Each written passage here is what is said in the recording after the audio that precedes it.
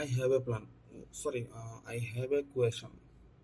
আচ্ছা, আমাদের দেশে যে প্রতিটা নাগরিকের জন্য যে এক একটা করে স্মার্ট কার্ড আছে, হ্যাঁ, স্মার্ট কার্ড। তো এই স্মার্ট কার্ড দিয়ে এমন কোন সেবা আছে যেটা মানে দেয়া যাবে না?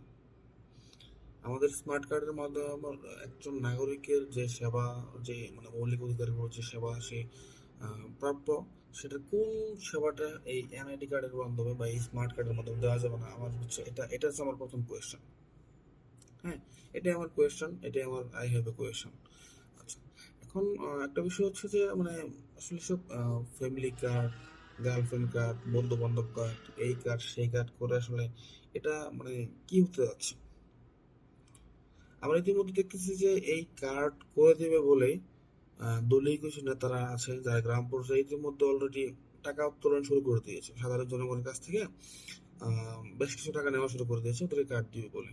এখন দেখা গেছে যখন নির্বাচনের পরে দল ক্ষমতায় আসবে, তখন এই কার্ডগুলো তো অবশ্যই দলীয় লোক ছাড়া তো কেউ পাবে না, এটা এটা শিওর। এবং দলীয় যারা পাবে তাদের মধ্যেও অনেকের ঘুষের ব্যাপার স্যাপার আছে, টাকা পয়সা আদান প্রদানের ব্যাপার আছে।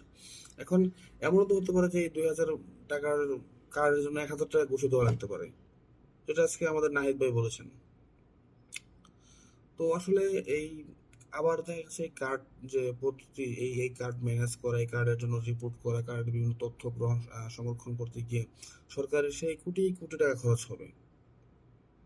তো এই টাকা এই কার্ড করতে গিয়ে খরচ না করে এই টাকা থেকে আলু সংরক্ষণ করাটাই বেটার হবে না?